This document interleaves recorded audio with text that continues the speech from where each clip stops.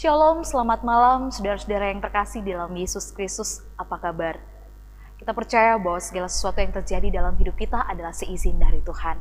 Sebelum kita beristirahat pada malam hari ini, kita akan bersama-sama masuk dalam renungan malam Jemaat Tamalate edisi 2 November tahun 2020. Untuk itu, mari kita berdoa. Selamat malam Bapa, Engkau sungguh baik dan sungguh sangat luar biasa baik dalam kehidupan kami. Kami percaya Tuhan, Engkau tidak akan pernah meninggalkan kami sendirian melewati setiap apa yang Tuhan izinkan terjadi. Ampunkan segala dosa kami Tuhan, ketika sepanjang hari ini banyak hal yang kami lakukan yang mendukakan hati Tuhan dan sesama. Sebelum kami beristirahat, kami akan membaca dan merenungkan akan firman-Mu Tuhan.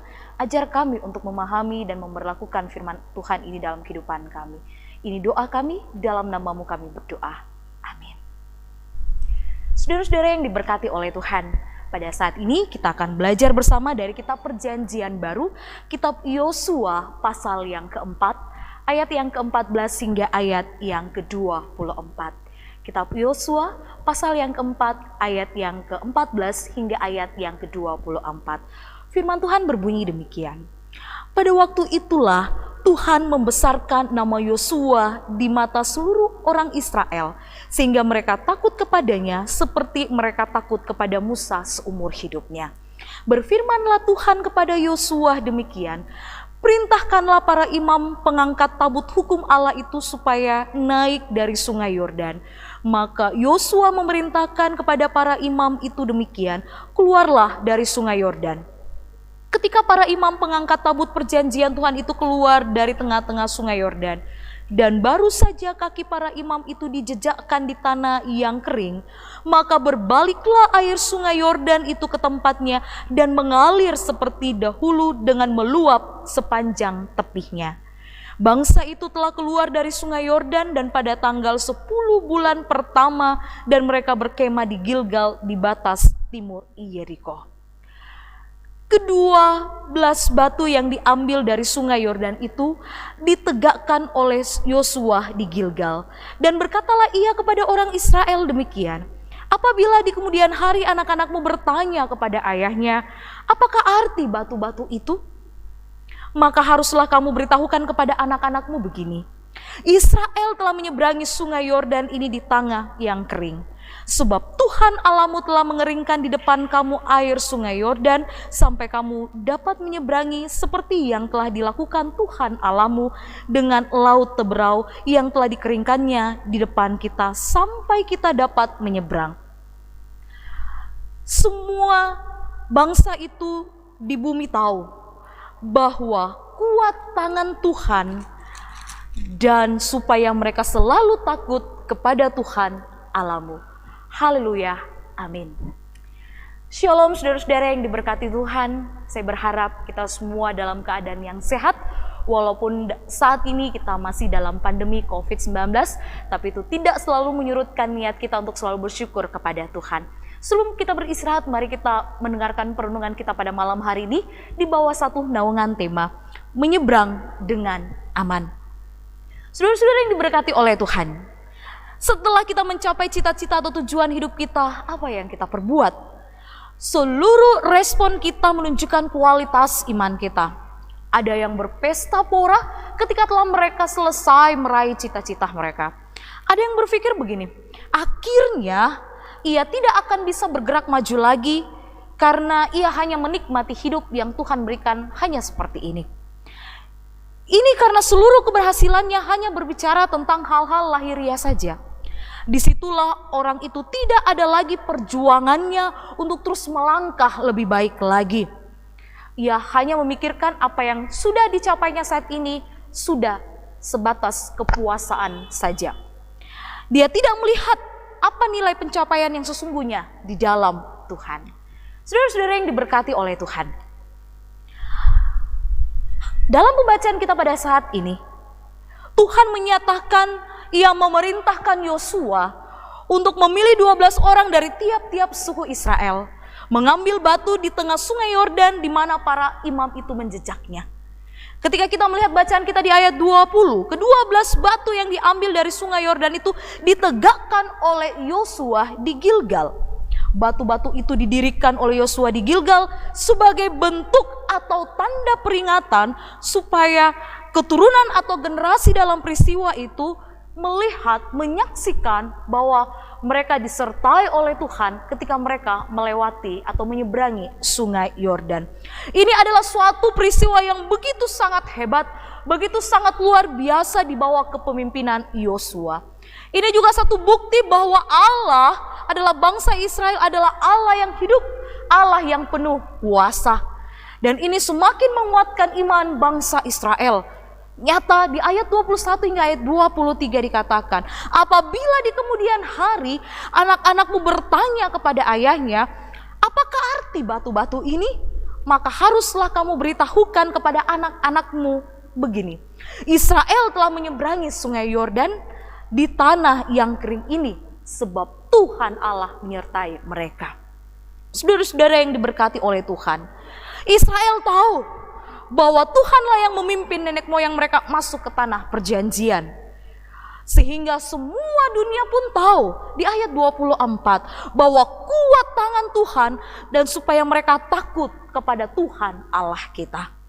Saudara-saudara yang diberkati oleh Tuhan, karena campur tangan Tuhanlah semata Yosua dan umat Israel itu mampu menyeberangi sungai Yordan. Padahal kalau kita tahu bahwa kita melihat sungai Yordan itu merupakan sungai yang begitu deras aliran sungainya dan tidak mungkin atau mustahil untuk dapat diseberangi. Itulah sebabnya sungai ini dijadikan tempat perlindungan yang begitu sangat aman bagi bangsa-bangsa di sekitar Kanaan dari serangan musuh. Karena mereka yakin bahwa musuh tidak akan bisa melewati sungai yang begitu deras ini. Namun Alkitab menyatakan bahwa ketika kaki para imam pembawa tabut perjanjian itu menyentuh air sungai Yordan secara ajaib, sungai itu akan terbelah menjadi dua dan bangsa Israel pun akan melintasi sungai itu yang telah menjadi kering. Apa yang kita bisa pelajari saudara-saudara yang terkasih dalam pembacaan kita pada saat ini? Apa yang kita lihat tentang Tuhan sangat mempengaruhi kemenangan kita. Berapa banyak dari kita yang kalah dalam peperangan hanya karena kita salah memandang pribadi Tuhan. Kita melihatnya sebagai Bapa yang begitu jauh, Bapa yang kejam, Bapa yang tidak pernah memperdulikan apa yang menjadi pergumulan kita, Bapa yang tidak pernah ada di saat kita membutuhkannya.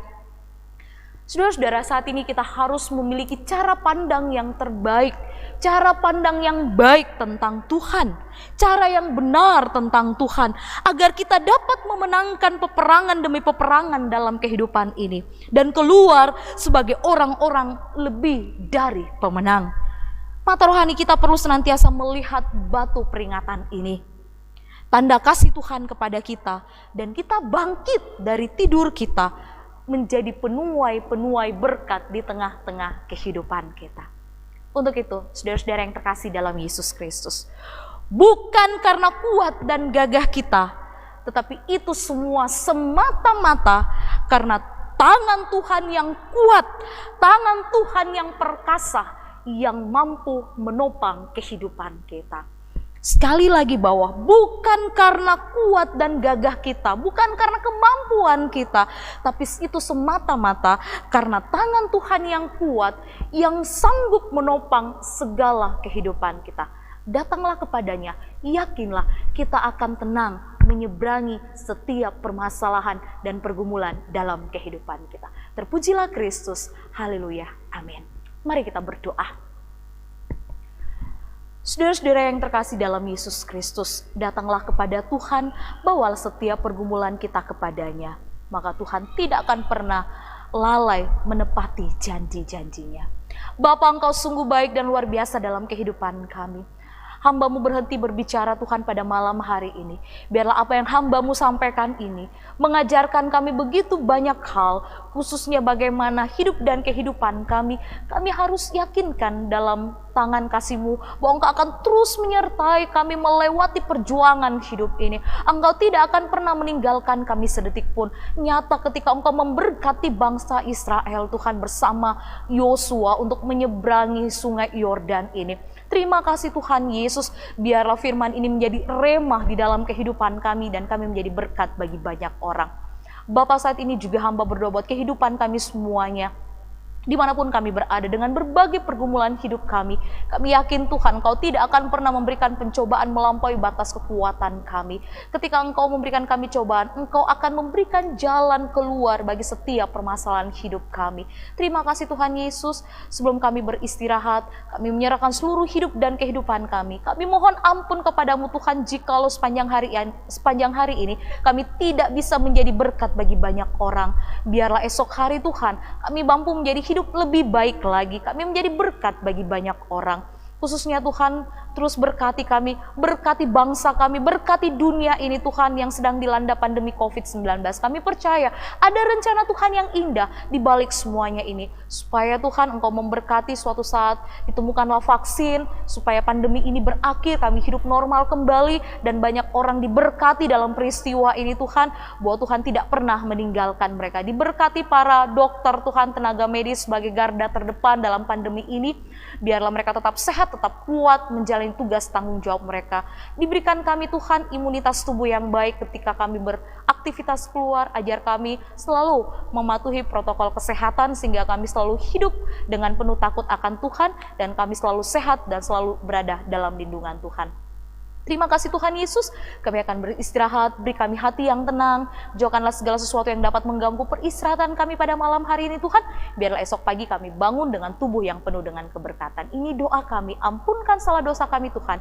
Hanya kepadamu kami berdoa dan mengucap syukur kepada Bapa di surga. Terpuji-puji namamu Tuhan, haleluya, amin. Saudara-saudara yang diberkati oleh Tuhan, demikianlah renungan malam kita pada saat ini. Biarlah kita tetap bertumbuh menjadi orang-orang yang takut akan Tuhan dan senantiasa bersyukur dan yakin bahwa Tuhan akan terus menyeberangi dan memberkati kita menyeberangi setiap permasalahan dalam hidup ini. Selamat malam, Tuhan memberkati kita semua.